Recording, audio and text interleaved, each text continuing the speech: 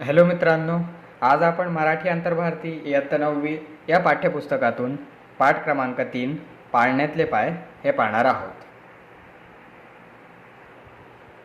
तो पाळण्यातले पाय ये हमारा आज 3rd नंबर का पाठ है और ये आज हम देखने वाले हैं.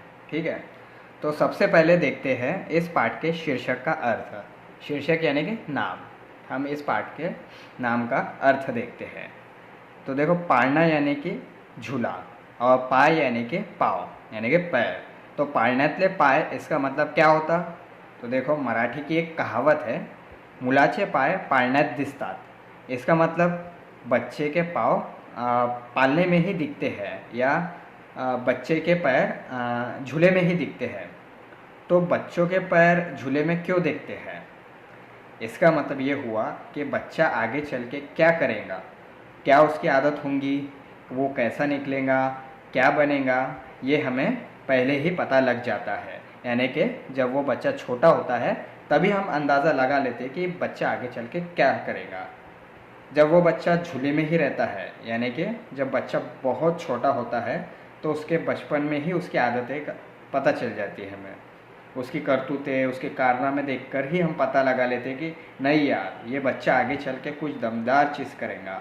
झूले में देखो कितनी मस्ती करता है, ऐसा बोलते हैं ना हम कुछ कुछ बच्चों को देखकर, जो बहुत ऊट पटांग से हरकतें करते हैं या कुछ ऐसे लक्षण बताते हैं कि जिससे हमें अंदाज़ा हो जाता है कि आगे चल के ये क्या बन सकता है. तो हमारे पाठ का शीर्षक यही है कि जब बच्चा बड़ा होगा तो वो कैसा निकलेगा, ये उसके लक्षण बचपन में ही दिखाई देते हैं. तो इसे कहते हैं पाळण्यातले पाय. अब देखते हैं हम इसका परिचय. राजा मंगळ वेडेकर 1925.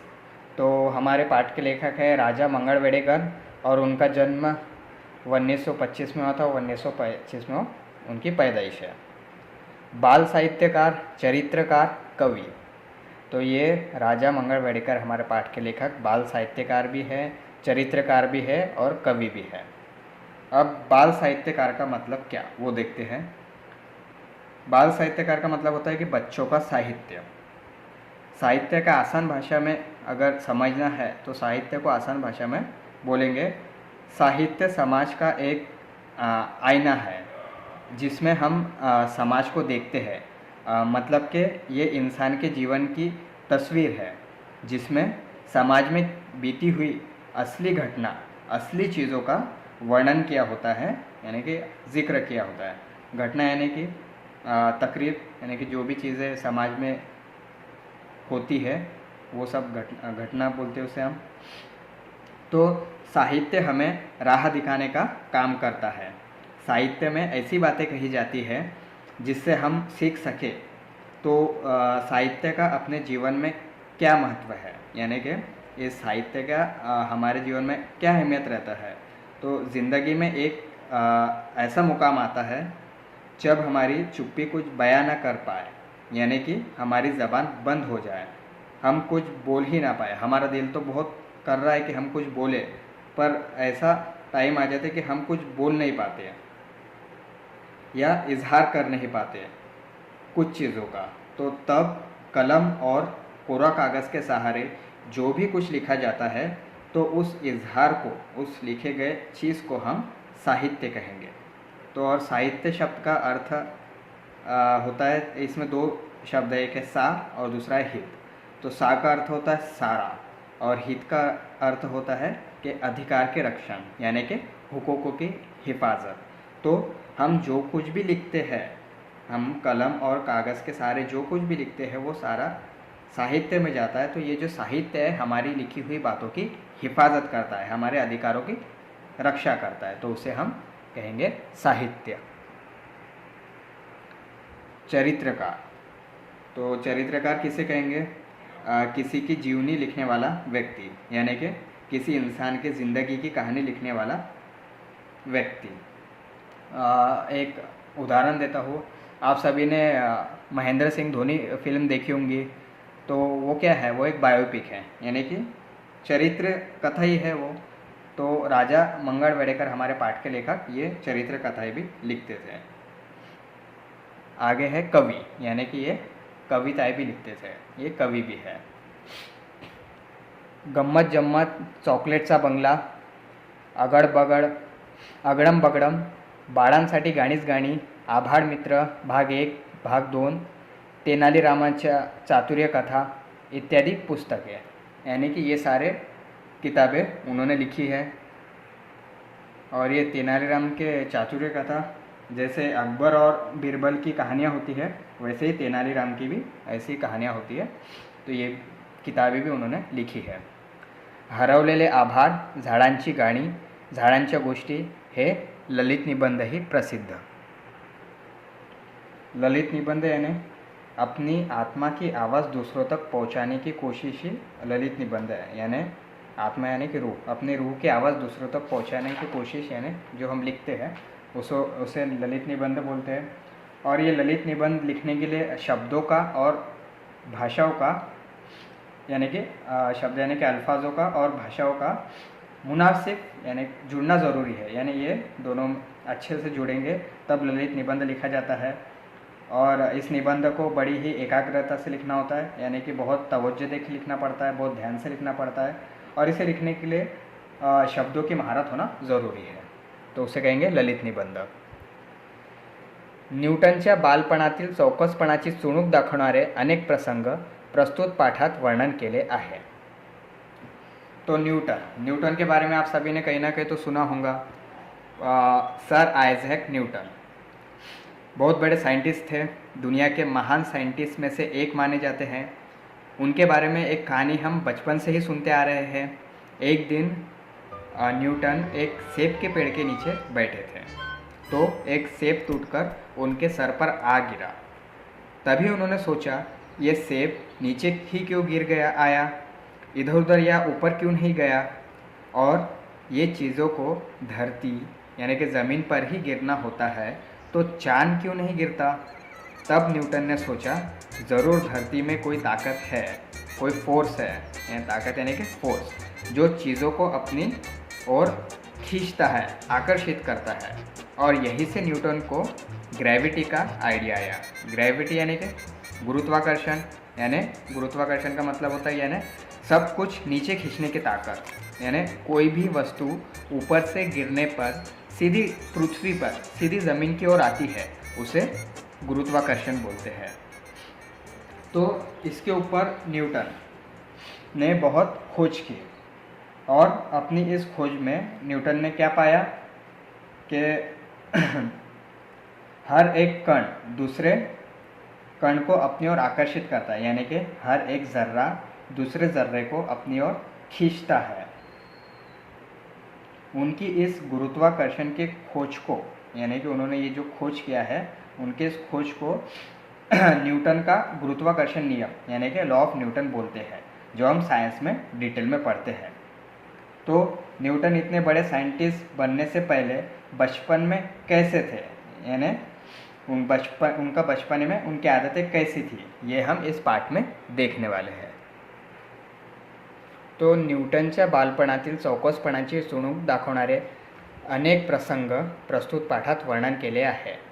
बालपन यानी कि बचपन, और चौकसपणाची यानी कि तवज्जो देने वाली सोच, बारीक बारीक बातों पे ध्यान देने वाली सोच, चुणूक यानी कि होशियार, और प्रसंग यानी कि मौके। तो न्यूटन के बचपन की तवज्जो देने वाली होशियारी के बहुत सारे किस्से, मौके इस पाठ में हम देखने वाले हैं, जो कि हमारे पाठ के लेखक राजा मंगळ वेडेकर ने जिक्र किया है। तर मोठे वैज्ञानिक बनण्या अगोदर लहानपणी न्यूटन हे कसे होते किंवा त्यांचे पाळण्यातले पाय कसे होते, हे आज आपण या पाठात बघणार आहोत। तो शुरू करते इस लेसन को, ठीक है।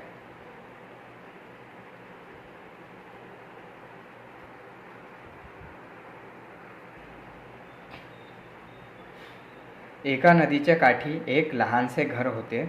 त्या घरात आयझॅक हा मुलगा आणि त्याची म्हातारी आजी राहत होती। काठी यानी किनारा, लहानसे यानी कि छोटे से। तो एक नदी किनारे एक छोटा सा घर था। म्हातारी यानी बूढ़ी और आजी यानी कि दादी। तो उस घर में आयज़ैक ये लड़का अपनी बूढ़ी दादी के साथ रहता था।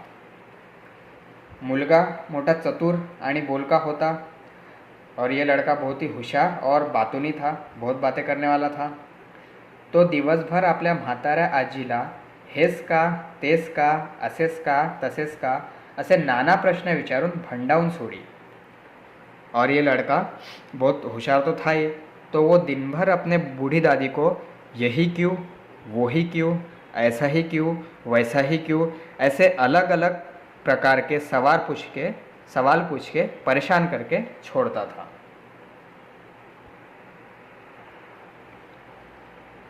रोज आजूबाजूला दिसणाऱ्या गोष्टी, होणाऱ्या घडामोडी या साऱ्यांबद्दलचे एक विशेष कुतूहल या मुलामध्ये जागे हुई.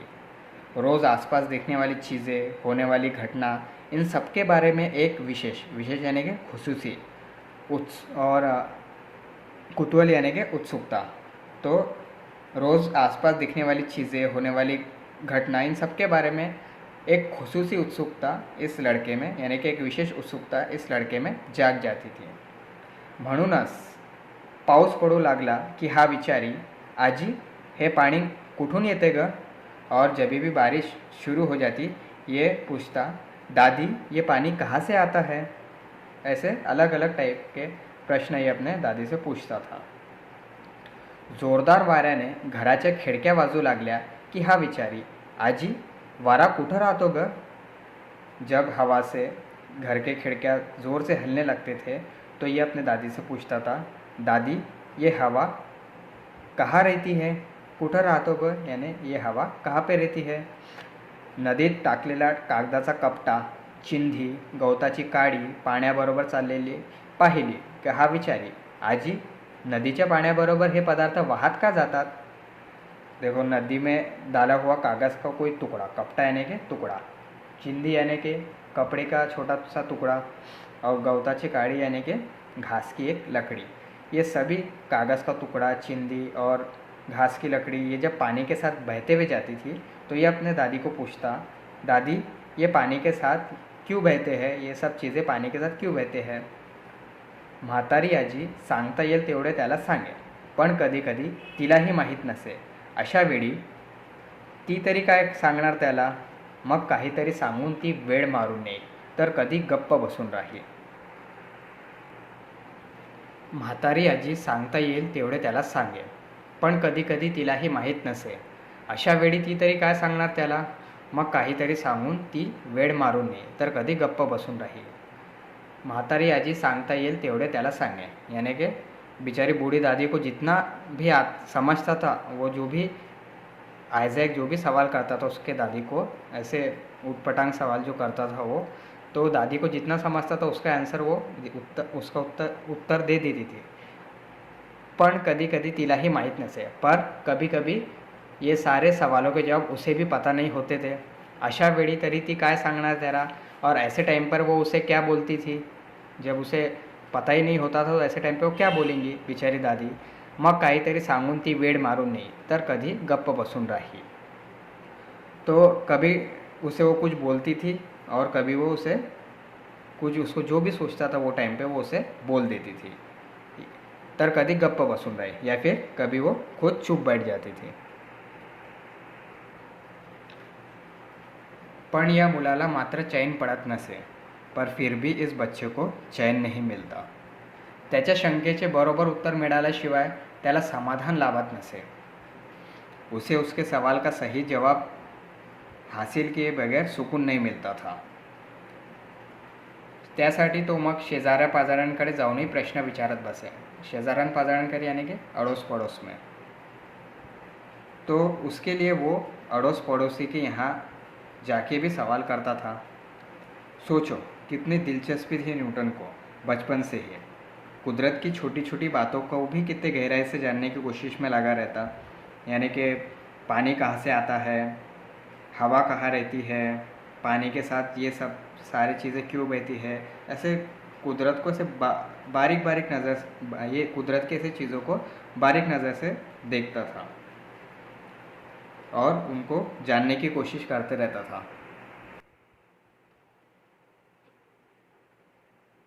कधी कधी तासन तास आभाळाकडे टक लावून बसे. कधी कधी बोले तो कभी कभी तासन तास यानी कि घंटों घंटे आभाड़ाकडे यानी कि आकाश के पास। तो कभी कभी घंटों घंटे आसमान को टक लगाए देखते बैठता। तर कधी नदी किनारे तहान भूक विसरून जाई, तो कभी नदी किनारे बैठे भूख प्यास विसरून यानी कि भूल के बैठ जाता था। एके दिवशी तो असाच खडकावर नदीच्या पाण्यात पाय सोडून बसला होता। एक दिन वो ऐसे ही खड़कावर यानी कि पत्थर पर नदी के पानी में पैर डालकर बैठा था। बसला होता यानी कि बैठा था। घरात म्हातारी आजी जात्यावर धान्य दळत होती। जाता यानी कि पत्थर की चक्की, उसे बोलते हैं जाता। घरात यानी कि घर में बूढ़ी दादी पत्थर की चक्की पर अनाज पीस रही थी। धान्य यानी कि अनाज, दळत यानी कि पीस रही थी। जात्याचा घर घर आवाज़ ऐकू येत होता और उस पत्थर के चक्की का घर घर ऐसा आवाज़ सुने आ रहा था। मुलाचे कान त्या फिरत्या जात्याच्या आवाज़ाकडे नि डोळे वाहत्या पाण्याकडे होते। उस बच्चे के यानी कि वो आइजैक के कान वो जो चक्की पत्थर की घूम रही थी उसके तरफ थे, और उसकी जो आंखें थी वो बहते पानी की तरफ लगी हुई थी। चटकन त्याच्या मनात आले। जल्दी से उसके दिल में कुछ आया, हे पाणी दगड गोट्यांनाही आपल्याबरोबर वाहून नेत आहे। या उसके दिल में क्या आया, ये जो पानी है वो दगड यानी कि पत्थर और गोटे यानी कि पत्थर के छोटे टुकड़े को भी अपने साथ बहा के लेके जा रहा है। एवढी शक्ती जर या वाहत्या पाण्यात आहे तर मग याच्याकडून आणखी काही काम का करून घेऊ नये। एवढी यानी कि इतने, शक्ति यानी कि ताकत, इतनी ताकत जब ये बहते पानी में है, वाहत्या पाण्यात यानी कि बहते पानी में है, तर मग तो फिर याच्याकडून आणखी काही काम का करून घेऊ नये। तो फिर इस पानी से कोई दूसरा काम क्यों ना लिया जाए। ऐसा ख्याल उस बच्चे के मन में आया, यानी कि न्यूटन के मन में आया कि जब ये इतने सारी चीज़ों को पानी ये बहा के लेके जा रहा है तो क्यों ना इससे ही कोई और दूसरा कुछ काम लिया जाए इस बहते पानी से। ठरलेस, बस पक्का हो गया, मनाशी निर्णय पक्का झाला। दिल से निर्णय यानी कि इरादा पक्का हो गया। तो उठला, वो खड़ा हुआ, घरी गेला, घर पे गया। त्याने आपली पुरसुंडी काढली। पुरसुंडी यानी कि गठरी। उसने अपनी गठरी निकाली। आजीने वेळोवेळी खाऊसाठी दिलेले पैसे काटकसरीने खर्च करून त्याने ही पुंजी जमा केली होती। दादी ने टाइम टू टाइम, वेळोवेळी यानी कि वक्त पे वक्त उसको खाने के लिए जो भी पैसे दिए थे तो उसने काटकसरीने खर्च करून त्याने ही पूंजी जमा केली होती। काटकसरी यानी बचत करना। तो उसने वो पैसों को बचा कर पूंजी यानी कि पैसा, कुछ पैसे जमा करे थे। त्या पैशातून त्याने काही वस्तू खरेदी केल्या और वही पैसे से उसने कुछ चीज़ें खरेदी किए। नदी किनारी खडकावर बसूनच त्याने एक चक्र तयार केले और नदी के किनारे बैठकर ही उसने चक्र यानी कि चक्का, एक चक्का तैयार यानी कि बनाया उसने एक चक्का नदी के किनारे बैठकर बनाया। ते चक्र त्याने एका सळईला जोड़ले। सळई यानी कि लोहे की सलाख, और वो चक्का जो उसने बनाया उसने वो एक सलाख से जोड़ दिया। पाण्याच्या जोराने चक्र फिरेल अशा रीतीने ती त्याने प्रवाहाजवळ बसवली। पानी के जोर से वो चक्का घूमेगा, इस तरह से त्याने प्रवाहाजवळ यानी कि पानी के पास उसने वो बिठा दिया। बसौली यानी कि बिठा दिया। वो जो उसने चक्का उस लोहे की सलाख मिलाकर बना दिया उसको उसने पानी के प्रवाहाजवळ यानी कि पानी के बहाव के पास उसने उसको बिठा दिया। पाण्याचे प्रवाहाने चक्र फिरू लागले और पानी के बहाव से वो चक्का घूमने लगा। तशी सळई फिरू लागली, सळई यानी कि सलाख, वैसे ही वो सलाख भी घूमने लगी।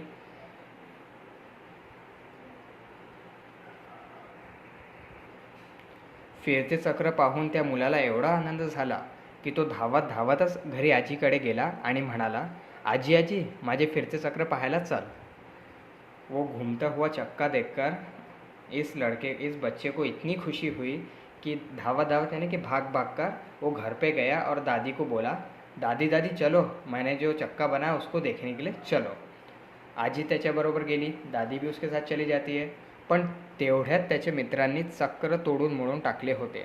पर उतने में ही उसके जो दोस्त लोग थे उन्होंने उसका वो जो चक्का था वो तोड़ मरोड़ के फेंक दिया।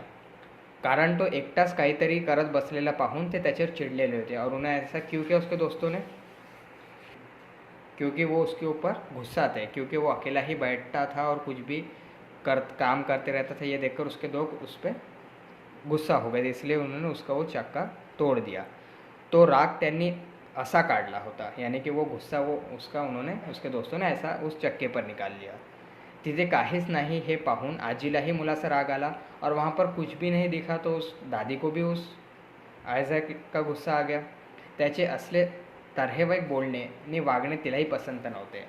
तऱ्हेवाईक यानी कि विचित्र बोलना, यानी कि अजीब सी बातें. तो आयझॅक की इस अजीब सी बातें दादी को भी पसंद नहीं थी. शेवटी मुलाने नीट शिकावे सरावे म्हणून तिने त्याला दुसऱ्या एका गावाच्या शाळेत पाठवले. और आखिर में शिकावे सरावे यानी कि अच्छी तरह से पढ़ना, और आखिर में इसकी इस हरकतों से तंग आकर दादी ने उसे दूसरे गांव के एक स्कूल में भेज दिया. आगे का पार्ट हम नेक्स्ट वीडियो में देखेंगे.